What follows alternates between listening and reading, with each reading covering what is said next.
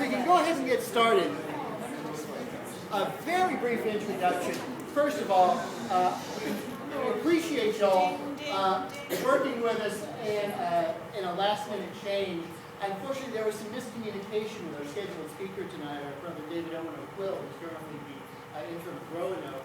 He had agreed to come here, but he didn't get the dates quite correct. So when we found this out, as it happens, Jake and I are part of a cohort of ministers along with David who have been looking at these issues about what it means for the church to be more missional.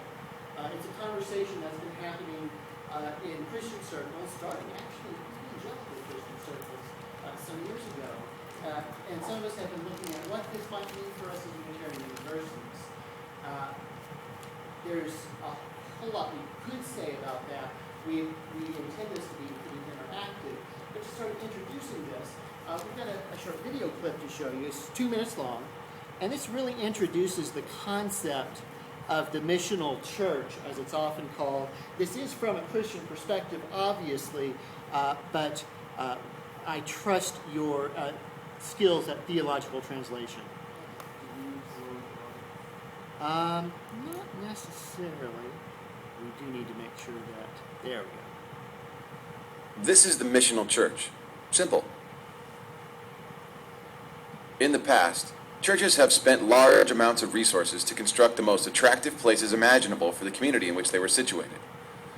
Great music, compelling teaching, and a host of programs designed to gather people together were the staple of such church communities. Anyone who wanted to come was welcome, and church members were encouraged to invite their friends and neighbors. Generally, people had a pleasant experience. The people who came and were cared for seemed relatively similar. Education, income, pastimes, race, struggles, and histories seemed to be almost identical. Eventually, someone asked the question, what about all the people who aren't like us, but who live around us? Why aren't they here too? In response, the church increased its marketing budget, direct mailing the community, taking out ads in local papers, buying radio time, releasing a fresh web page, and offering to host the world's greatest event. The church was determined to be the center of everything great that happened in the community.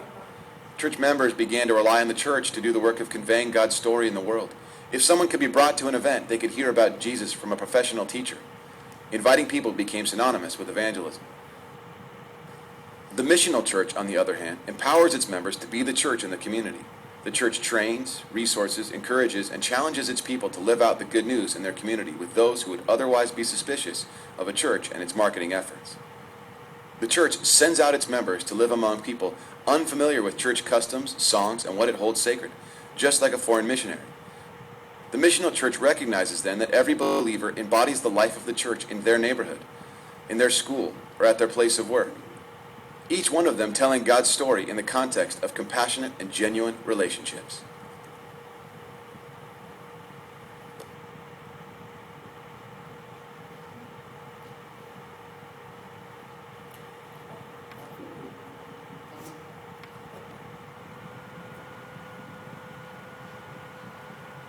So, an hour and a half ago, the Oak Ridge Unitarian Universalist Church, which I happily serve, received a check for $4.5 million from Kroger Supermarket. And the tragedy is they have no idea what to do with it except to build a building. We spent a lot of time this summer with me saying, imagine with this big check, all the lives that could be changed, the ways that our community could be transformed, the people that could be served, reached, who could we be in relationship with? And it all seems so unreasonable, all these questions, because when somebody is buying your building and property, and they give you money for that, what you do with that money is build a building on new property. And so that conversation did not compute. And it may be that many of us involved in church, whether professionally or as devoted lay leaders, get to a point where these basic questions of mission become unreasonable and beside the point and even distracting, because we are so geared and trained and oriented to perpetuating the institution and the structures, to making the next giving campaigns successful, to finding those next volunteers, to, if I'm honest, making sure that I and the staff get fair compensation. And so we really want to, we really end up spending our time looking at the membership numbers, the attendance numbers, the budget numbers, the numbers that are about how's the institution coming, that's about how many people are coming to support this structure that has been here and which has meaning for so many of us. And I have been challenged by this conversation I've been part of for the last year or so to get in touch with a couple of questions that I'll ask you to sit with for a moment before Eric keeps up the conversation going. And the first is, what brought you into ministry? Or who did? Maybe put a face on that. Who was it? What relationship, what interaction let you know that you needed to be a minister? You needed to do this unreasonable, wild, outrageous work that asks so much of you. Who was it? The next question is, imagining where you are now in your life, in your neighborhood, in your ministry, who does your heart break for? Don't think of a demographic. Don't think of an abstraction or a group or a category. Think of a name. Think of a story, someone you know. Who does your heart break for? These are the kinds of questions that I, a recovering institutionalist, Hi, Jay. yeah, an institutionalist who believes who believes that the two can be reconciled. These two quirks. But I've been brought back to these questions, these deeper, essential questions of mission and ministry. That those, that institutions sometimes can support and sometimes can blind us to. And that's what I think the conversation about missional church, missional living is about. I don't know if Duncan had a question.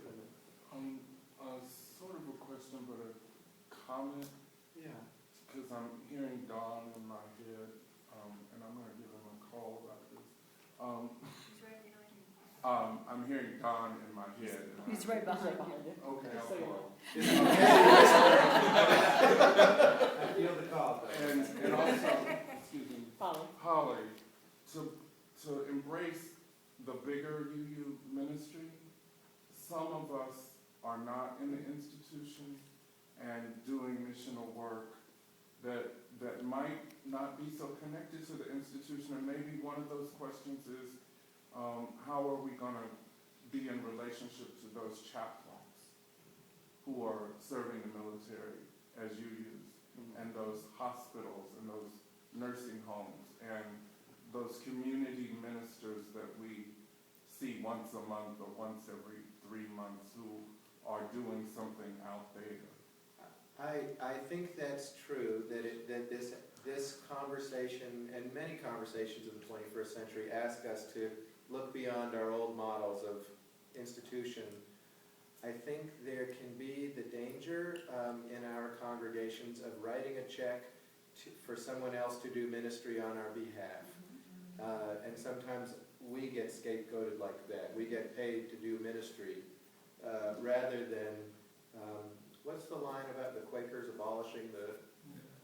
The Quakers didn't abolish the ministry, they abolished the laity.